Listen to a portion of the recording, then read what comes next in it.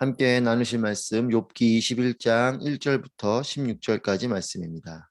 한 절씩 교독하겠습니다. 그러자 욥이 받아 대답했습니다. 내 말을 잘 들어보게. 이것으로 자네들의 위로를 삼으시게.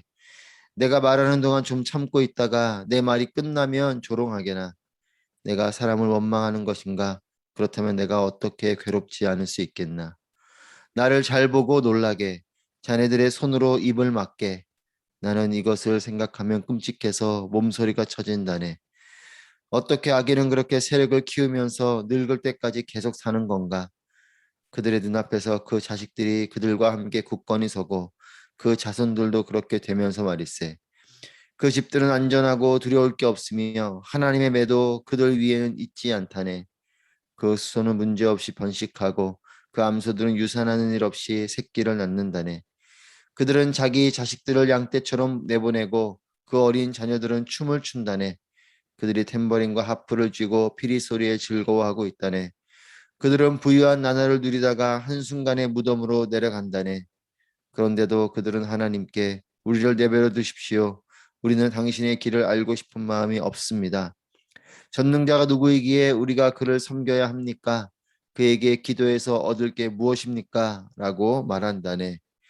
그들의 복이 그들의 손에 있지 않으며 악한 사람들의 계획은 내게서 멀다네. 아멘.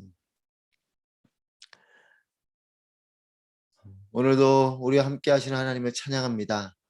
하나님의 말씀이 또 하나님의 은혜가 여러분들 가운데 충만하시기를 축복합니다.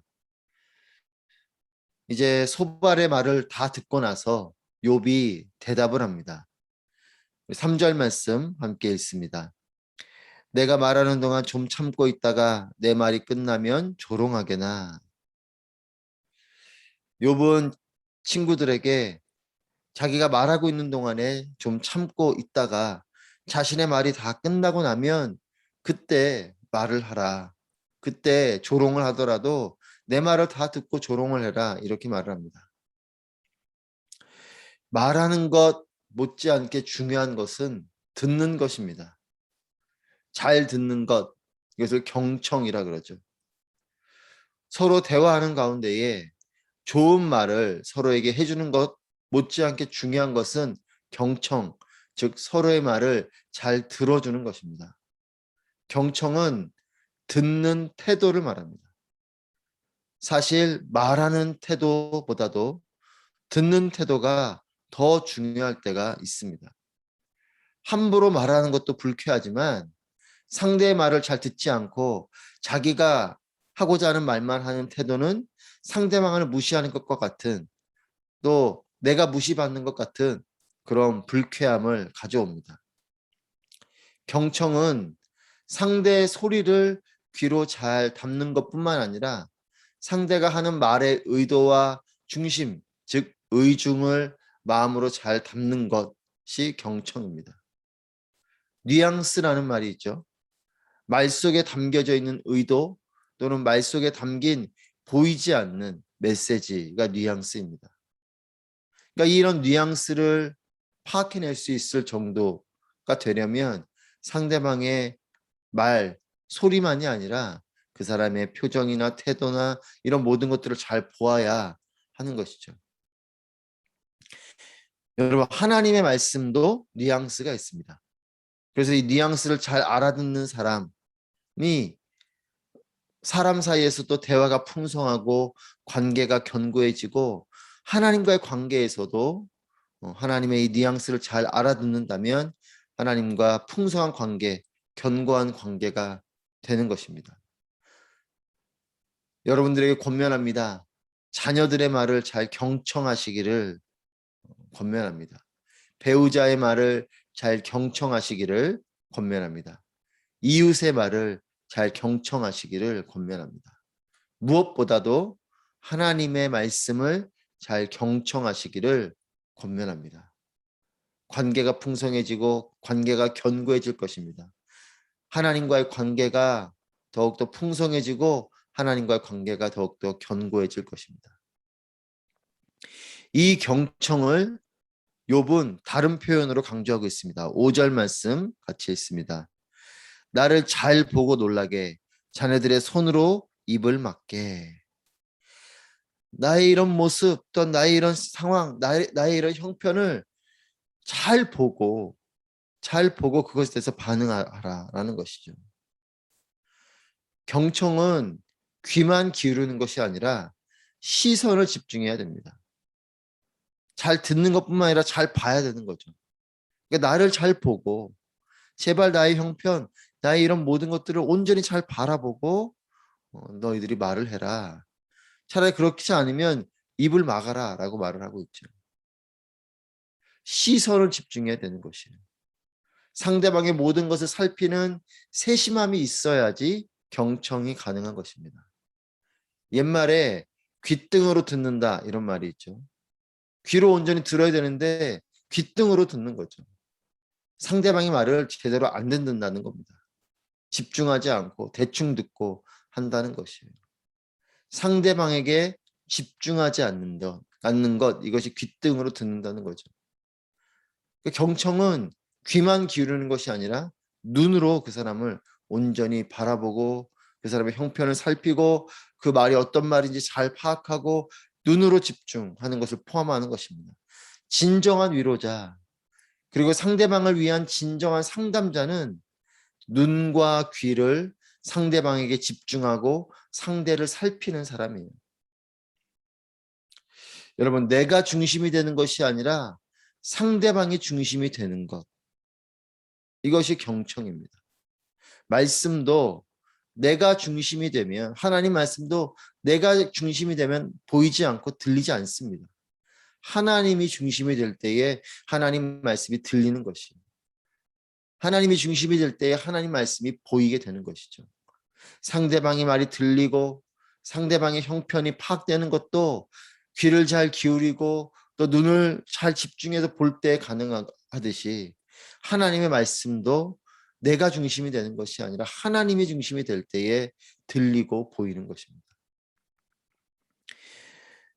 인과응보 사상 또 권선징악에 대한 이런 친구들의 말, 특별히 소발의 말에 대해서 욥이 반문을 하는 것이 7절부터 15절까지 말씀이에요.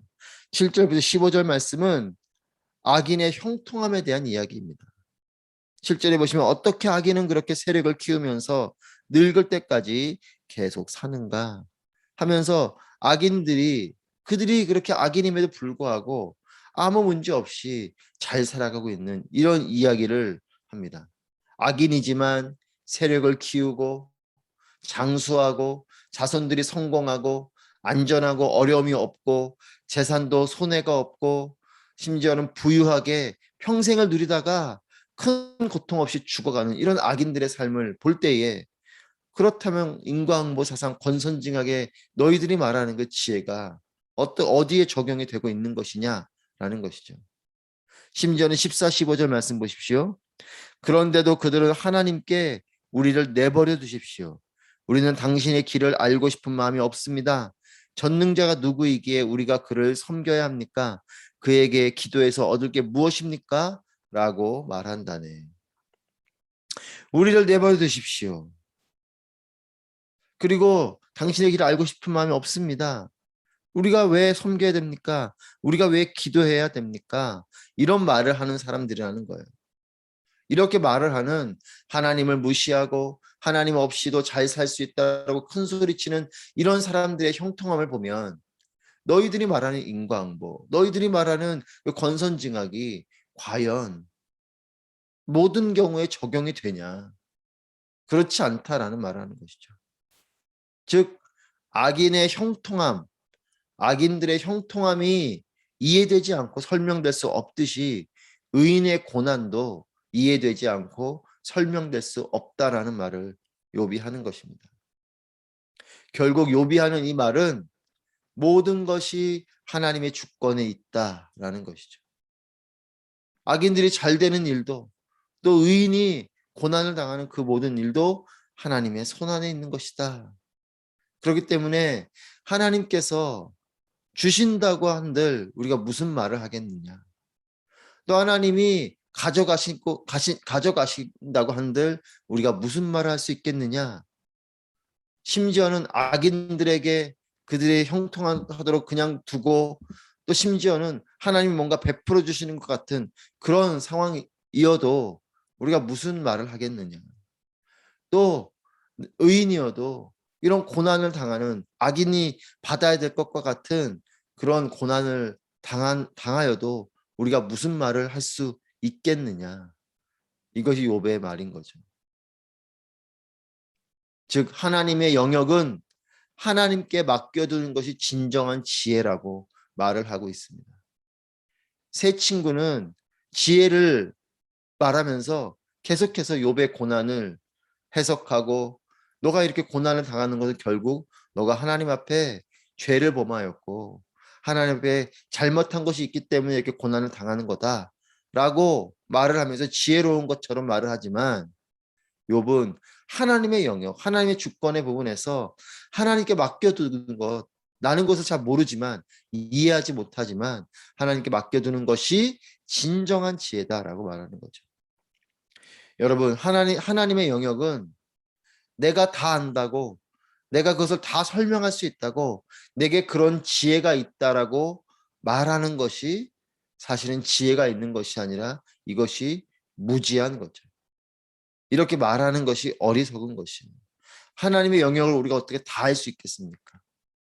우리가 하나님의 영역을 다 할 수 없어요. 우리의 삶에 펼쳐지는 모든 일들을 하나님이 이렇게 하셨다, 하나님의 뜻이 이것이다라고 다 우리가 설명할 수 없습니다. 다 이해할 수 없습니다. 오히려 하나님, 나는 다 이해할 수 없습니다. 나는 잘 모르겠습니다. 라고 말하는 것이 진정한 지혜이죠. 여러분, 우리의 삶은 다 이해할 수 없는 많은 경우가 또 이해되고 해석도 되지만 또 많은 경우 다 이해할 수 없는 삶의 굴곡이 있습니다. 우리의 삶에 이와 같이 다 이해할 수 없는 삶의 굴곡이 있기 때문에 우리의 삶 속에 하나님께서 역사하실 자리가 있는 것이죠. 내가 다 이해하지 못하지만 하나님이 역사하시는 영역들이 있기 때문에 전지전능하시고 우리의 생각보다 높으시고 나의 계획보다도 높으신 하나님의 뜻이 있구나라고 우리가 고백할 수 있는 것이에요. 여러분, 그렇기 때문에 진정한 기도, 또 진정한 기도를 하는 사람은 누군가, 그리고 이 진정한 기도는 무엇인가, 이와 같은 다 이해할 수 없는 삶의 굴곡을, 이 골짜기를 만난 사람들이 하는 것이 기도예요. 우리의 삶 속에 하나님께서 역사하실 그 자리를 바라보면서 인간의 한계를 인정하고 손을 들고 나의 이 한계를 인정하고 포기한 사람이 하는 것이 기도인 것이죠. 내가 모든 것을 다 알고 내가 모든 것을 다 해석하고 그렇게 여긴 사람은 기도하기보다 생각에 빠질 뿐입니다. 생각이 많아지겠죠. 하지만 기도자는 누군가? 이 삶에 이해할 수 없는 삶의 골짜기를 만난 사람들. 그리고 그 앞에 하나님, 우리가 어떻게 이 모든 걸 다 알 수 있겠습니까? 내가 이 모든 것을 어떻게 이해할 수 있겠습니까? 라고 우리의 한계를 인정하고 손을 들고 포기한 사람이 하게 되는 것이 기도예요. 내가 모든 것을 할 수 있다고 떠벌리는 사람이 능력 있는 사람이 아니라 나의 한계를 인정하고 하나님께 자리를 내어드리는 사람이 가장 능력 있는 사람입니다. 내 능력으로 사는 삶보다 더 능력 있는 삶은 하나님의 능력으로 사는 삶인 거죠. 악인들의 형통함을 부러워하지 마십시오. 하나님을 무시하고 하나님 없이 살 수 있다는 사람들의 형통함을 부러워하지 마십시오. 또한 그것을 보면서 하나님을 원망하지 마십시오. 하나님을 잃어버린 삶, 하나님 없이 살아가는 삶은 모든 것을 잃어버린 삶이에요.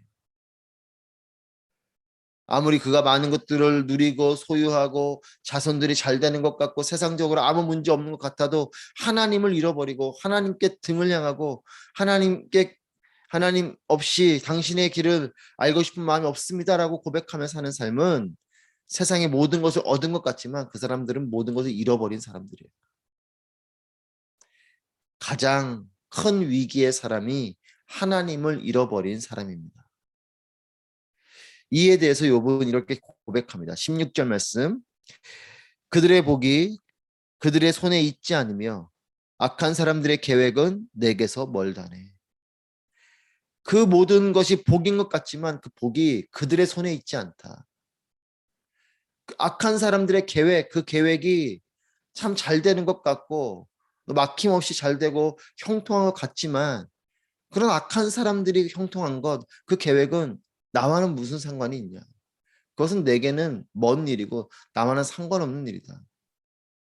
나는 오히려 하나님을 얻는 그 일이 나에게 상관이 있는 것이다. 여러분, 모든 복은 또 심지어 모든 재앙은 하나님의 손에 있는 것이에요. 악한 사람들이 무슨 말을 하고 무슨 계획을 가져도 내게 무슨 상관인가. 여러분, 하나님 없이 살아가는 사람들의 형통함을 부러워하면서 그들의 삶을 부러워하면서 살지 마십시오. 그것이 우리가 무슨 상관이 있습니까? 형통하더라도 하나님을 얻고 하나님과 함께하며 형통한 것이 우리의 관심이지, 하나님 없이 형통한 사람들의 삶은 우리의 관심 밖의 일이에요. 여러분, 그것에 대해서 부러워하거나 그것에 대해서 하나님 원망하지 마십시오. 그것은 우리와 관계없는, 우리는 그런 삶을 사는 사람들이 아니죠. 형통하더라도 하나님 손 위에서 형통한 것이에요. 부를 누리더라도, 성공을 하더라도 우리는 하나님과 동행하며 그 부를 누리고 그 성공을 누리고, 그래서 그 부를 하나님의 뜻에 따라 펼쳐내고 그 성공한 삶을 통해서 하나님께 영광을 올려드리는 것이 우리의 삶인 거죠. 비교하고 부러워하고 불안해하는 삶이 아니라 하나님께서 베풀어 주시는 것으로 사는 삶이시기를 축복합니다.